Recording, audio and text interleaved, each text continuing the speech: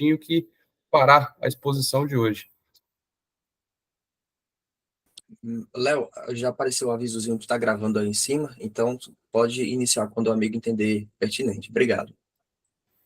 Muito obrigado, Devan. É uma apresentação muito simples e rotineira deste eixo do direito do trabalho desportivo, no contexto desse núcleo de pesquisa, extensão, trabalho além do direito do trabalho, vinculado à Faculdade de Direito da Universidade de São Paulo, e coordenado, capitaneado pelo nosso querido professor Guilherme Feliciano. Eu tenho a honra de coordenar esse eixo, trabalho desportivo, com a doutora Alessandra Moura, um eixo que chega hoje na sua reunião derradeira, né? Então, a última reunião do eixo, se eu não estiver muito enganado, depois alguém vai me corrigir, foram com pelo menos 15 reuniões temáticas, sobre 15 temas muito específicos, muito importantes para o estudo e a evolução do direito do trabalho desportivo, sobretudo em pontos que envolvem uma certa clandestinidade, que de fato, o mote, né, do núcleo, no sentido da preservação, da proteção do trabalhador do esporte. Quando a gente fala de trabalhador do esporte, nós não estamos falando somente, né, do atleta profissional de futebol, né? Nós temos um leque muito amplo de atuação dentro desse cenário, um cenário que é muito caro para todos nós, um cenário que, de certa forma, eu diria, sem medo de errar, faz parte do contexto social. O esporte, ele é uma verdadeira indústria, mas também exerce uma função social muito relevante. Então, coordenar um eixo direito do trabalho desportivo dentro desse núcleo é uma tarefa muito difícil, que envolve muita responsabilidade, mas também muito prazerosa, porque também traz muita evolução. Chegando, e portanto, nesse encontro derradeiro, e sem mais delongas, agradecendo muito a presença de todos os membros, não só do eixo trabalho desportivo, mas do núcleo trabalho além do direito do trabalho, de forma geral, eu gostaria de passar já a palavra ao membro do eixo trabalho desportivo, membro do núcleo trabalho além do direito do trabalho, o doutor Guilherme Santinho, que fará uma apresentação sobre a resolução alternativa de disputas laborais no esporte. Então, Guilherme, você tem a palavra. Depois da sua apresentação, lembrando a todos, nós teremos, evidentemente, como ocorre nos nossos encontros, um debate sobre o tema, e, no momento oportuno, chegará o nosso coordenador, o professor Guilherme Feliciano, para as demais providências institucionais do núcleo. Guilherme, tem a palavra. Muito obrigado pela presença, pela participação. Estou aqui para aprender com você. Bom dia, pessoal. Como vão todos, como vão todas? É um prazer estar aqui. Primeiramente, gostaria de agradecer ao professor Feliciano por permitir que eu participasse do grupo de estudos, ao Leonardo, que me aderiu, me aceitou do grupo, e a todos os colegas que participam desse grupo de estudo e da organização, principalmente o Evanildo aqui, que nos auxiliou essa manhã. Tá bom, pessoal?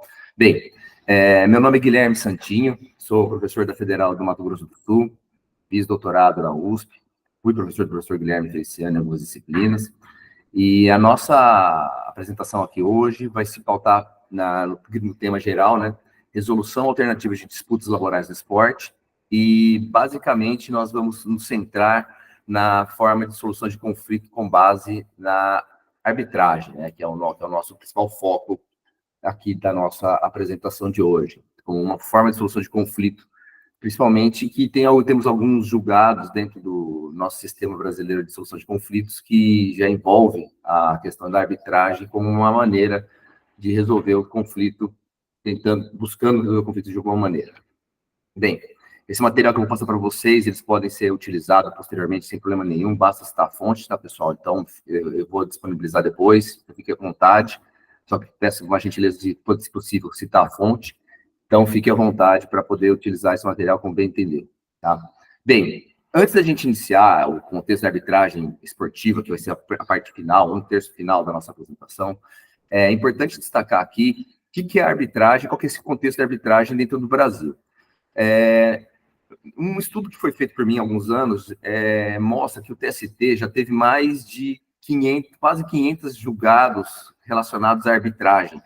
E por incrível que pareça, no TST chegam mais discussões de arbitragens individuais trabalhistas do que em arbitragens coletivas.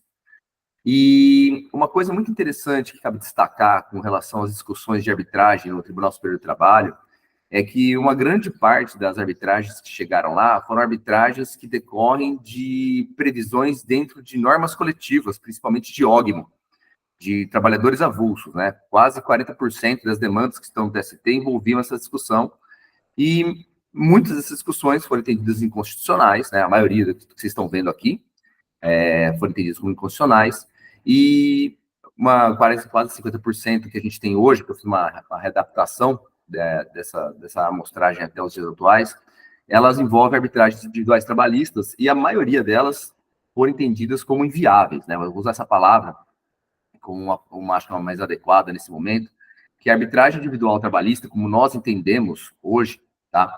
Ela é praticamente inviável perante o TST. Com raríssimas exceções, foram julgados procedentes alguns pedidos de arbitragem individual trabalhista, né? Cabe destacar, né, que as arbitragens, né, que foram favoráveis, apenas 9%, muitas delas elas foram julgadas procedentes, não em função de mérito, mas em função, efetivamente, de questões processuais que chegaram ao TST, e essas que chegaram ao TST, elas acabaram passando e chegaram lá e falaram assim, olha, em virtude de demanda, de discussões processuais que você não recolheu recurso, você não entendeu requisitos de artigos de filtros processuais, como, por exemplo, citação correta de ementa ou discussão correta do conteúdo do recurso de revista, esses julgados acabaram ficando procedentes, ou seja, o TST teve casos de julgar procedente uma arbitragem por questões processuais e não efetivamente de mérito. Mas eu queria destacar aqui um ponto nesse slide aqui, principalmente. Tá sem imagem? Vocês estão sem imagem, pessoal? Vocês estão me vendo, né? Tá. Eu consigo te ver sim. Tá, beleza. E o compartilhamento. Perfeito. Então, interessante esse slide aqui é esse significado PNU 5 aqui, que é o Programa Nacional das Nações Unidas, né? Porque a partir do momento que vou falar um pouco mais para frente, mas eu vou adiantar, que o STF entendeu que pode ter arbitragem contra a ONU, né? Ou seja, ele criou uma brecha, né? O STF criou uma brecha, o próprio TST começou a aceitar a arbitragem individual trabalhista para algumas questões, né? Então, o que se pode pontuar aqui, de uma maneira muito clara, é que, basicamente, o TST não aceita a arbitragem individual trabalhista. Isso é um posicionamento muito claro, muito forte, que a gente tem que deixar que é uma realidade pontuada. E aí o que vem, né? Quais são os motivos pelos quais o TST não aceita essa arbitragem individual trabalhista? Por que ele não aceita? Quais são os motivos que levam a esse indeferimento, né? Um minutinho só. Bem, basicamente, 3 julgados do TST chegaram à SDI sintetizam por que o TST não aceita a arbitragem individual trabalhista. O primeiro caso que a gente destaca aqui foi um caso julgado pela SDI de 2010, envolvendo um grande executivo da Xerox, né? E os argumentos utilizados pela SDI foram, né, basicamente, não há previsão de arbitragem individual trabalhista para resolver conflito. O segundo argumento que ele utilizou foi o direito de trabalho envolve direito indisponível. E uma discussão que poucas vezes é discutida em artigos de arbitragem é que não se aceitava a possibilidade de homologação de acordo que não fosse por sindicato ou pelo Ministério do Trabalho e do Emprego. Ou seja, ele negava a possibilidade de, a partir do momento que inicia uma arbitragem, fechar-se um acordo dentro da arbitragem, né? Então, esses foram os 3 principais argumentos que foram utilizados para invalidar uma decisão arbitral homologada, né, dentro do Tribunal Superior do Trabalho. Um outro caso que merece aqui um destaque para a gente também é que envolve aqui, basicamente envolve os mesmos argumentos, né?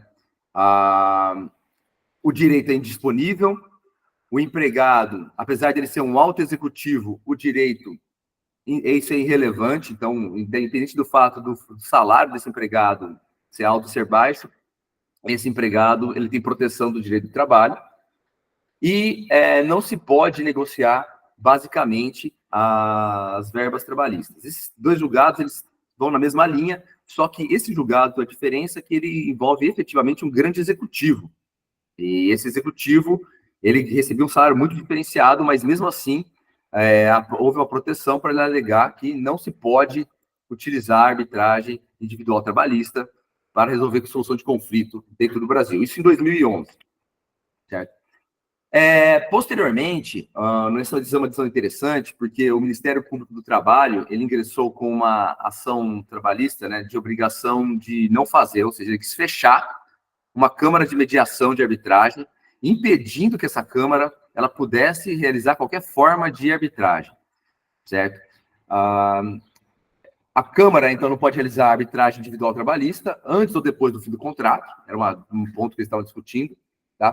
Por quê? De novo, o direito que estava sendo discutido era um direito patrimonial indisponível, certo? O direito de trabalho envolve direito indisponível, independentemente da classe, sempre indisponível, e todos os empregados não possuem capacidade jurídica de negociação, então havia uma grande assimetria. Então, esses 3 julgados, eles retratam de uma maneira sintética, né, 4 posicionamentos que o TST, pelo qual o TST não aceitava basicamente a arbitragem, né? Seria a ausência de previsão para a arbitragem individual trabalhista, porque eles só entendiam que havia previsão para a arbitragem coletiva. O direito do trabalho envolve direito indisponível patrimonial indisponível, então não se pode negociar, não atende o artigo 1º da lei de arbitragem, que está indicada aí para vocês, a lei 9.307. Além disso, o que é muito interessante é que eu não cheguei a ver, nas minhas pesquisas, de forma clara, nenhum caso em que a arbitragem foi realmente decidida por um árbitro. O que acontecia nesses casos, mais de 400 casos que a gente verificou, é que a arbitragem, quando chega no Tribunal Superior do Trabalho, ela chega em função de uma negociação. Inicia-se a arbitragem, escolhe-se um árbitro, e as partes negociam, e o árbitro apenas homologa esse acordo. Isso é muito interessante, porque dá realmente uma visão dessa situação de solução de conflito, que não é um terceiro resolvendo, é utilizando aquele espaço para forçar o empregado a efetivamente firmar um acordo. E o que é interessante destacar aqui é que eles muitas decisões batiam em cima disso, que a previsão contida, que agora foi revogada pela reforma trabalhista, no artigo 477, que obrigava que qualquer acordo trabalhista tem que ser formalizado ou por sindicato ou por Ministério do Trabalho e do Emprego, se não for em nenhum desses 2 locais, qualquer negociação, qualquer acordo, qualquer transação feita, ela não tem validade. E isso vai estar previsto, digamos assim, isso é contrário à própria disposição contida na lei de arbitragem, que autoriza a negociação. Então, havia esse conflito. E a Justiça do Trabalho entendia que o artigo 477 prevalecia sobre a lei de arbitragem. Um outro ponto que cabe destacar aqui, que é bem interessante, é que todos os empregados não possuíam capacidade de negociação, em função da relação assimétrica que existe entre empregado e empregador. Então, o Tribunal Superior do Trabalho, você olhando, ele baseava a impossibilidade de se ter arbitragem, e até hoje você vê algumas decisões nesse sentido, sobre esses 4 argumentos. Esses 4 argumentos pautavam a forma como se indeferia a arbitragem dentro do Tribunal Superior do Trabalho. Acontece que, ao mesmo tempo que se tinha essas decisões do Tribunal Superior do Trabalho, o STF ia para um lado e o STJ, importante destacar isso, parece que não tem nada a ver, mas o STJ ia para outro lado discutindo as questões de arbitragem envolvendo as questões trabalhistas, né? O STF, ele acabou chegando nele uma discussão envolvendo a disputa entre digamos assim, um contrato de prestação de serviço de empregado com o Programa Nacional das Nações Unidas. E nesse contrato, o empregado pedia vínculo de emprego, uma discussão que começou em 2001 no Tribunal Regional do Trabalho da 23ª Região do Mato Grosso, e só resolveu em 2015 com ação rescisória, em que havia o entendimento de que a solução de que esse empregado que trabalhava para as Nações Unidas, ele queria o vínculo de emprego e ele falou assim, vou na Justiça do Trabalho para resolver meu conflito e pedir o vínculo de emprego. A Justiça do Trabalho foi na linha de que essa discussão caberia o vínculo de emprego, a Justiça do Trabalho é competente e ela que tem que resolver esse conflito. Contudo, quando essa discussão chegou no STF, o entendimento foi revertido e o posicionamento, né, que foi feito nesse momento foi de que qualquer controvérsia relacionada à discussão dos contratos de trabalho, sejam de emprego ou não sejam de emprego, independente da classificação que foi feita, elas têm que ser resolvidas por arbitragem. Ou seja, um empregado contratado no Brasil para trabalhar para as Nações Unidas, caso ele queira discutir os conflitos de trabalho decorrente desse contrato, como vínculo de emprego, ou eventualmente um direito trabalhista na perspectiva da seletista, vou chamar dessa maneira, ele teria que levar isso para arbitragem. E o TST entendia que não. Porém, o STF, com decisão de 2015, transitada em julgado, se posicionou de uma maneira totalmente diferente. Ele falou o seguinte, né, no caso aqui, a ministra.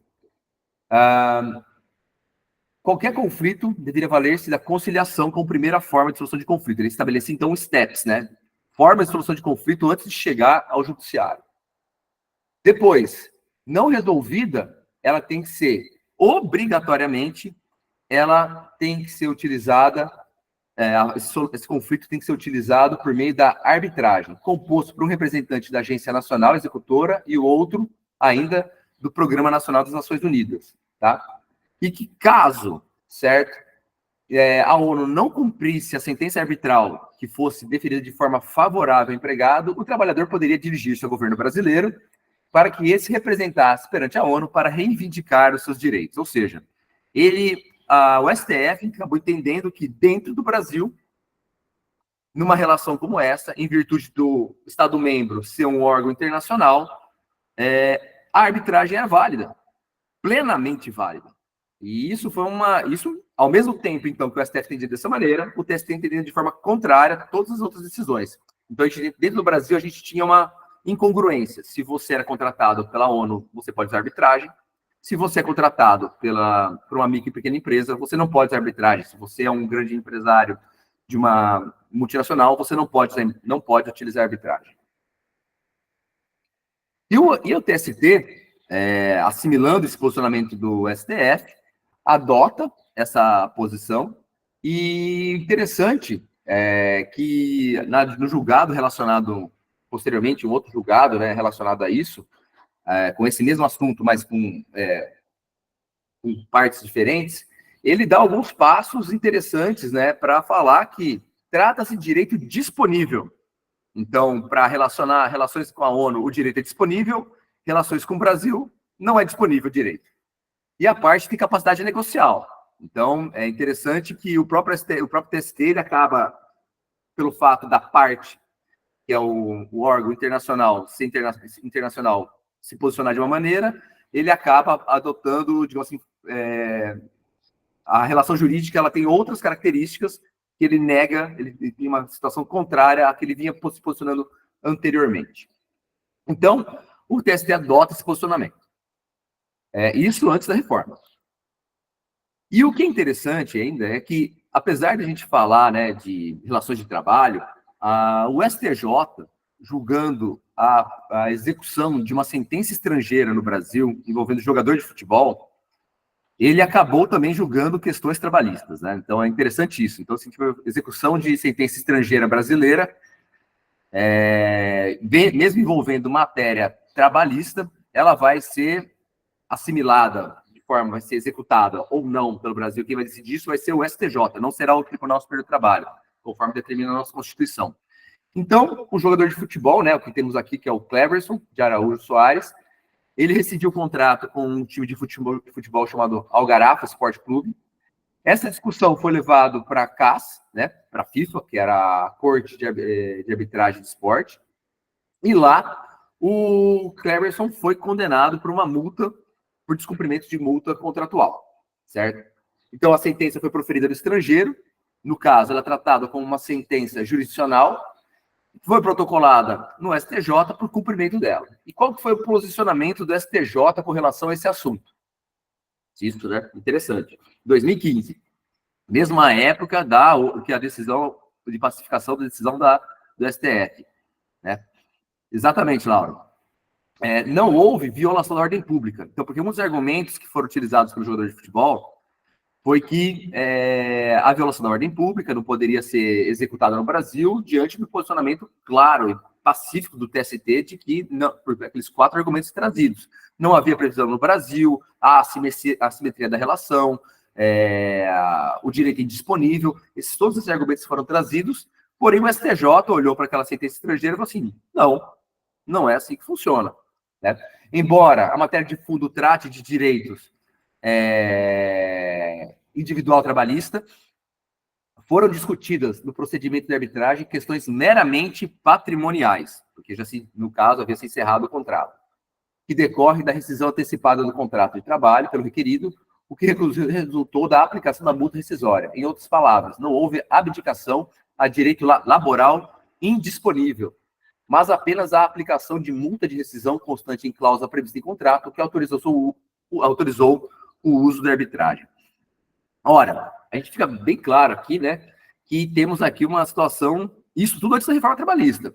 O STJ aceitando homologação de sentença estrangeira de direito trabalhista, o STF também, em certo ponto, e o TST se mantendo na impossibilidade de se ter uma arbitragem individual trabalhista dentro do Brasil para outros casos. Né?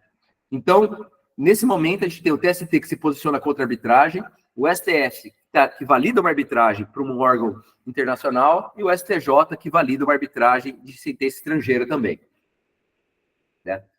Após 2017, exatamente, né? O que aconteceu? A gente tem aqueles 4 posições que a gente botou para vocês, porém, o STJ, a reforma trabalhista acaba mudando alguns, digamos assim, alguns paradigmas, né? O primeiro paradigma que tem que é a ausência de legislação interna, se esse era um argumento que existia no TST, esse argumento não existe mais. A possibilidade expressa de arbitragem em legislação brasileira está autorizada agora com a reforma trabalhista, no artigo 507A, certo? A gente vai verificar daqui a pouquinho.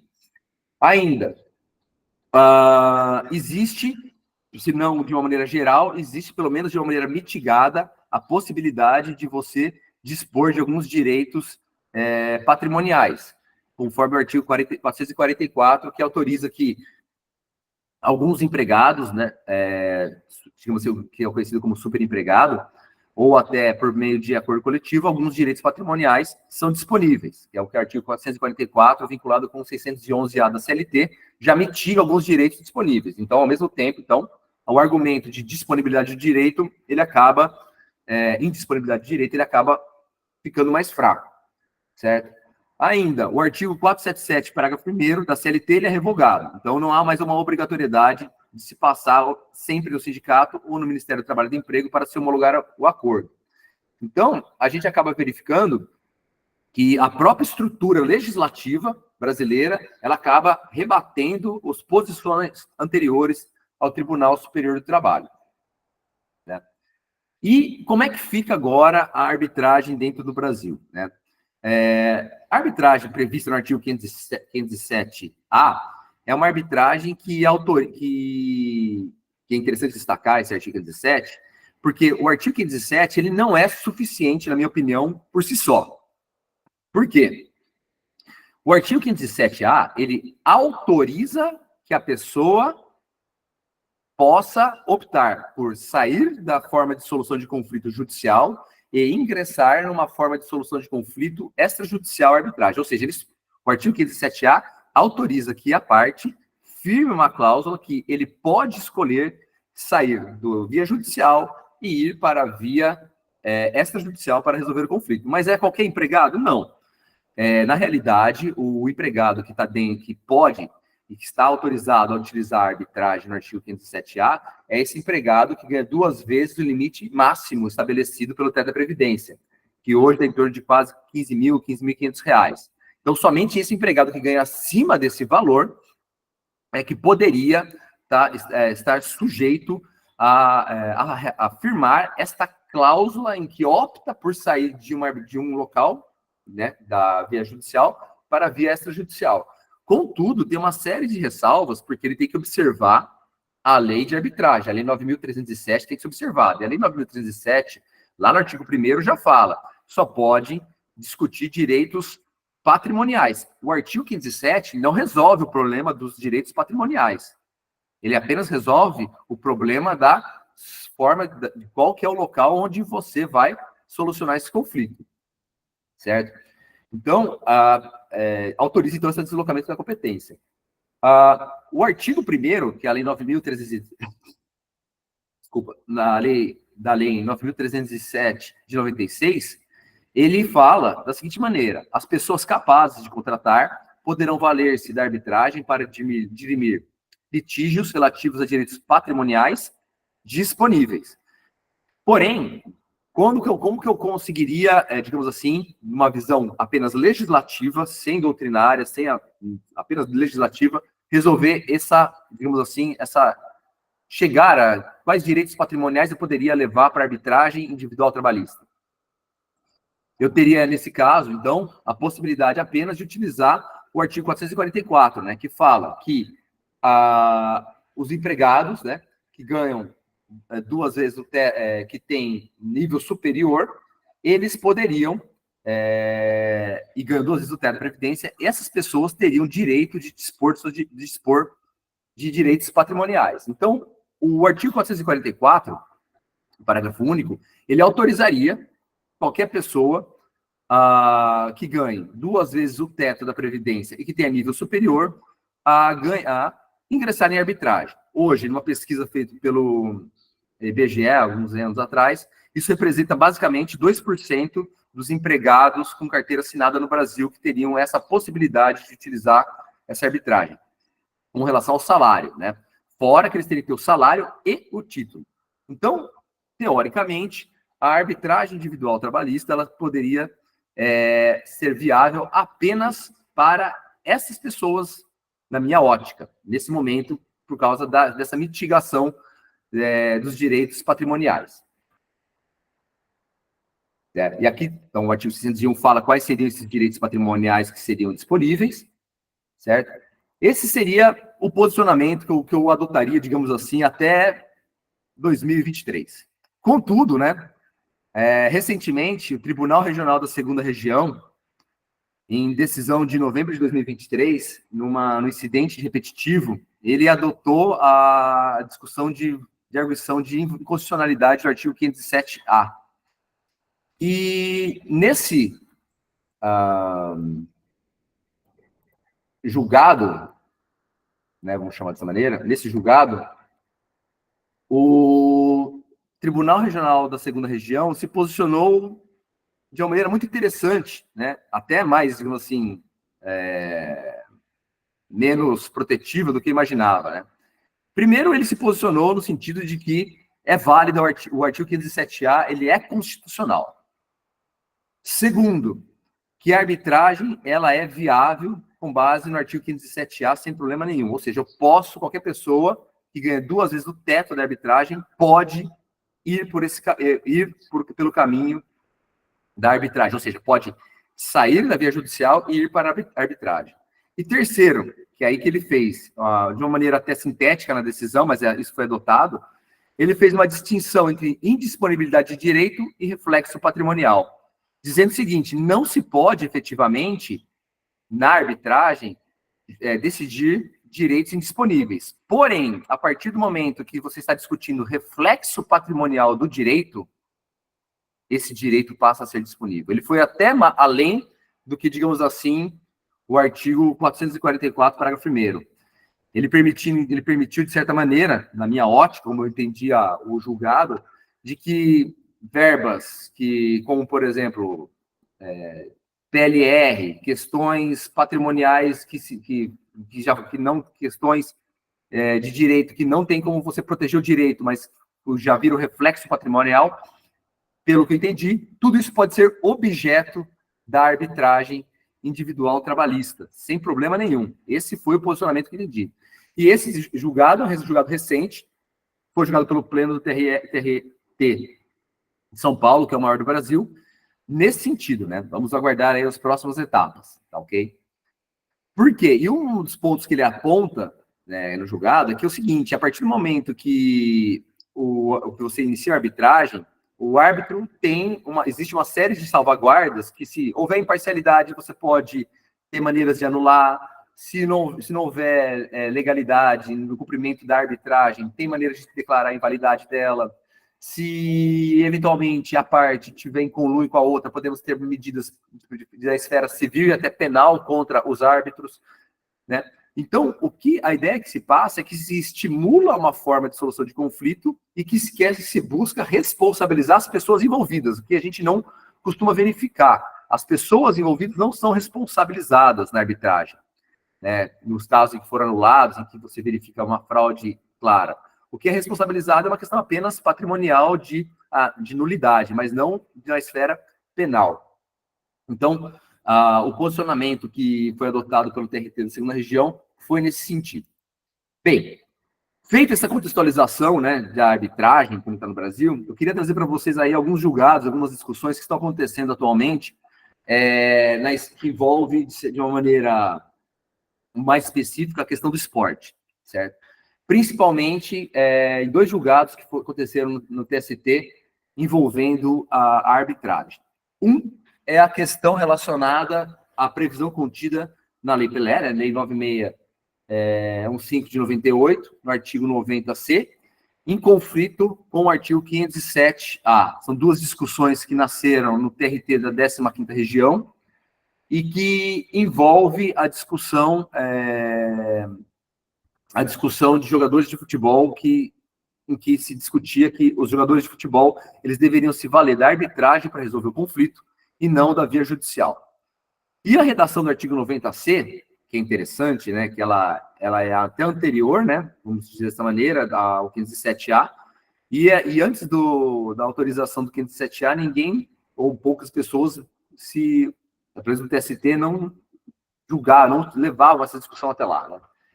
As partes interessadas poderão valer-se da arbitragem para dirimir conflitos e dirimir litígios relativos a direitos patrimoniais disponíveis, vedada a apreciação de matéria referente à disciplina e à competição esportiva. Então, autoriza a arbitragem para a solução de conflito esportivo, né, das pessoas envolvidas em eventos esportivos. E o parágrafo único faz uma ressalva e limita essa aplicação.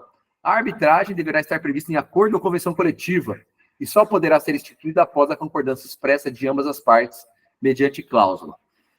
O modelo de arbitragem aqui utilizado em 9615, é muito próximo do que a gente tem como origem no direito americano, em que a arbitragem ela é a principal forma de solução de conflito, historicamente, não, hoje não é mais assim, mas historicamente, decorrente principalmente das questões relacionadas de solução de conflito por norma coletiva. Nos Estados Unidos, a principal forma de solução de conflito trabalhista é por meio de arbitragem, por meio de mediação, por meio de conciliação. E ali, essa forma se dá não em virtude de lei, mas em virtude de normas coletivas que obrigam as partes a solucionar o conflito por meio da arbitragem. Então, é muito próximo isso, né? A ideia aqui é muito próxima daquilo que foi imaginada nos Estados Unidos, como, por exemplo, estipulação de discussão de salários, cláusulas de decisão. Então, para se ter uma arbitragem na questão esportiva, precisa obrigatoriamente estar prevista em convenção coletiva. O artigo 507A, ele não prevê a obrigatoriedade de passar por um acordo coletivo, basta que as partes discutam isso. Contudo, o 507A remete isso para a Lei 9.307, enquanto a Lei 9.615, ela não remete isso para a lei de arbitragem, de uma maneira expressa. Dá a entender até que o que for estipulado em norma coletiva e convenção coletiva, eles podem estipular regras como eles bem entendem, e inclusive, por esse fato, há até um grau de paridade maior entre as partes, caso haja essa previsão em normas coletivas. E quais foram os casos que foram levados, né? Foram levados 2 casos, dois casos de 2019, um que foi julgado em 2024 e outro que foi julgado em 2022. E aí havia uma discussão, qual que era a norma aplicável. Os times de futebol alegando a nulidade de se valer da discussão na via judicial, alegavam que a cláusula arbitral, bom dia, professor, né, se valiam da cláusula arbitral do artigo 507A com base em previsão legal. Então, é muito claro esse ponto. Os times de futebol falavam, olha, eu fiz um contrato de arbitragem com os jogadores de futebol, e esse contrato ele é individual, não tem sindicato envolvido, e aqui tem uma redação expressa falando que qualquer conflito decorrente de disputas desse contrato será resolvido por meio de arbitragem. Então, essa era a linha adotada pelos times de futebol. Por outro lado, o jogador de futebol, quando foi para o judiciário, para alegar que esse era o caminho correto, ele alega que faltava um requisito essencial, porque a relação jurídica não era uma relação jurídica geral, era uma relação jurídica específica. E essa relação jurídica específica, ela depende especificamente de uma previsão em norma coletiva. Como não tem norma coletiva prevendo o uso da arbitragem, não se pode utilizar a arbitragem para solucionar conflitos entre jogador de futebol e clube, por ausência de requisito específico da norma coletiva. E o TST se posicionou favoravelmente aos jogadores de futebol, entendendo que a lei especial afasta a aplicação da lei geral, mesmo que seja uma lei especial anterior, né? Então, nesse caso, foi afastada a aplicação da norma, afastada a aplicação do artigo 507A, falando que deveria se aplicar o artigo 90C da Lei 9.615, em função expressamente da previsão contida, em função da ausência de norma coletiva autorizando o uso da arbitragem como solução de conflito. Tá? E aqui, né, pessoal, como é que foi o argumento, né? Então, havia uma norma especial, e a CLT prevê uma norma geral, né, o artigo 507. Essa norma especial vale para atleta profissional, o artigo da CLT vale para todo empregado que receba 2 vezes o teto da Previdência. O tipo de contrato, na minha ótica, se previsto essa cláusula numa norma coletiva, ele vai tratar as partes de forma paritária, muito claro isso. Então, qualquer uma das partes poderia levar para a arbitragem. O que não acontece com a cláusula contida na CLT, porque, em regra, né, a CLT é um contrato de adesão, as cláusulas são previamente feitas, e somente se o empregado ele quiser levar para a arbitragem é que haverá validade, conforme a previsão contida na lei de arbitragem. Tá? A lei 9.615, ela nada prevê qual que seria a lei que seria aplicada de forma subsidiária, e a CLT prevê a indicação expressa do uso da lei de arbitragem. Por fim, um último caso que eu gostaria de trazer aqui é um caso recente da primeira instância, que foi uma notícia nesses últimos dias, relacionados não efetivamente a um jogador de futebol, mas a um analista de desempenho profissional do Corinthians. Então,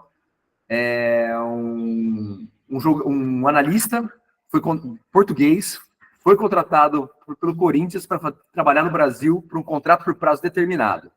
As partes, quando firmaram o contrato, ele lá e o Corinthians aqui, na troca de e-mails, decidiram que escolheriam a Corte Internacional de Lausanne, a Corte de Arbitragem em Lausanne, na Suíça, para resolver o conflito. E o que aconteceu? O contrato foi rescindido, foi encerrado, e o analista resolveu pedir o equivalente, o valor que ele recebia em torno de R$100 mil por mês. Ele resolveu pedir o FGTS, o 13º e as verbas, os consectários das verbas salariais decorrentes do contrato, como se fosse um contrato de emprego que fosse. Ele ingressou com um pedido de arbitragem lá e com uma ação trabalhista no Brasil. Ele fez as duas coisas. Em primeira instância, esse caso está sendo julgado, mas eu quis trazer aqui para vocês, que é um caso que está envolvendo essa discussão.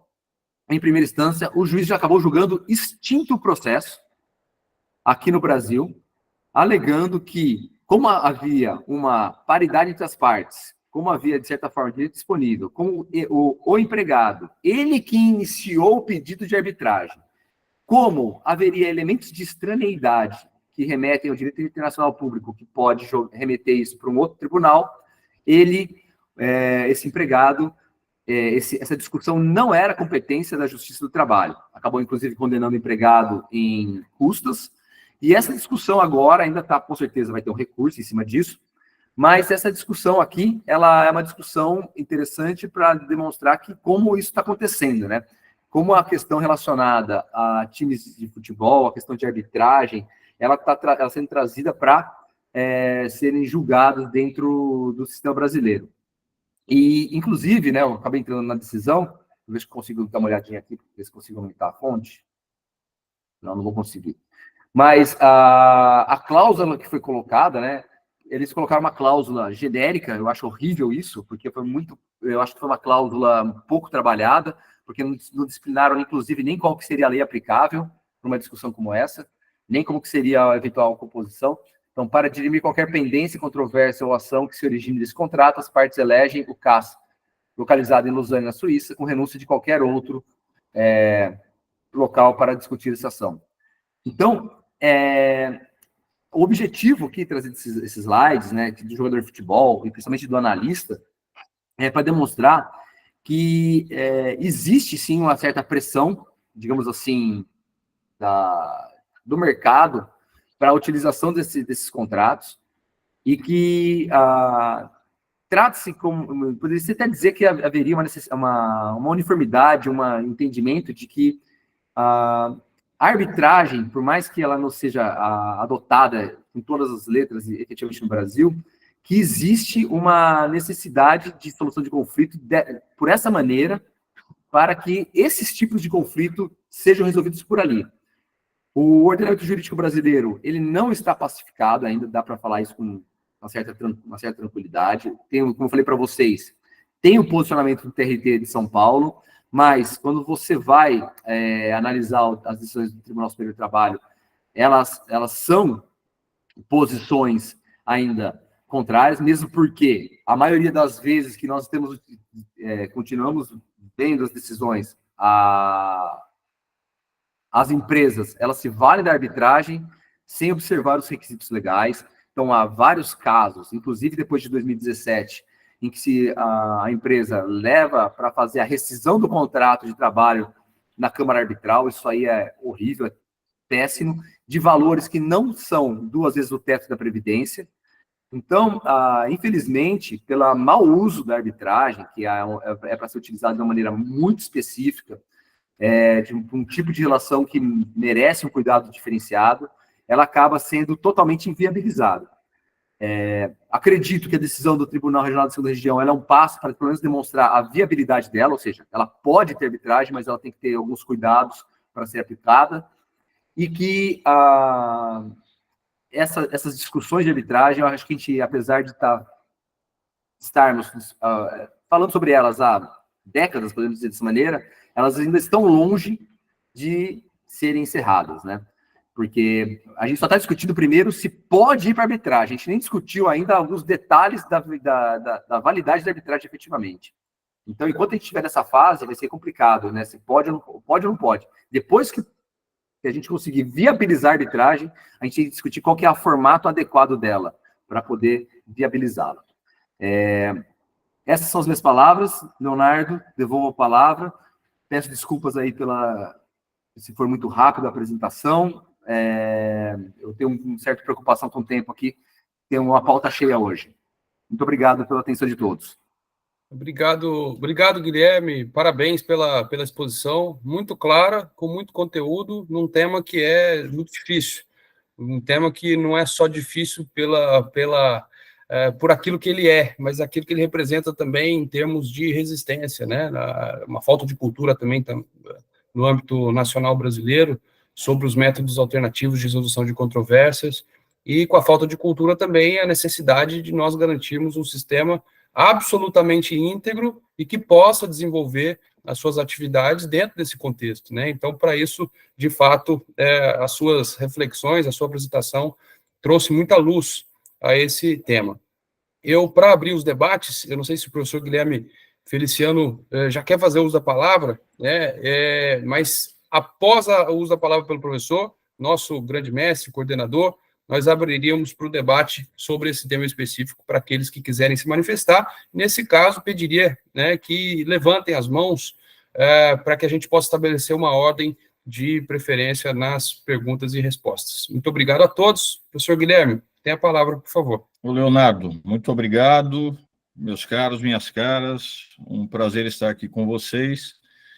Agradeço ao Leonardo e à Camila por este início. Como eu disse, eu tinha de atender os alunos da especialização, estive com eles até agora. Eu vou tomar a liberdade, Leonardo, de interromper um pouco aqui os debates para que nós façamos a apresentação dos novos pesquisadores. Isto nós tínhamos de ter feito já no início de agosto, houve uma série de intercorrências, a fala do ministro, e acabamos não fazendo.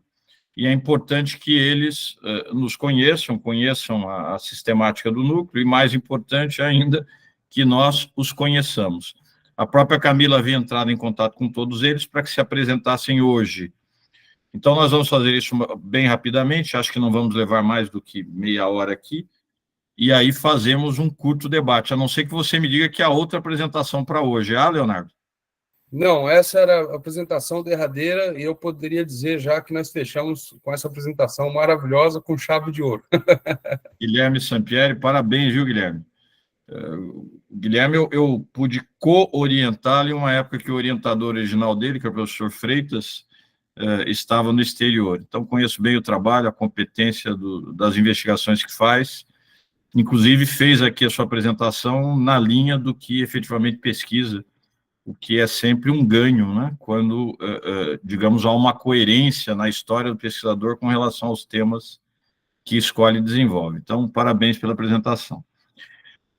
Eu gostaria, então, eu aqui não estou visualizando todos, porque tem bastante gente na sala, eu fico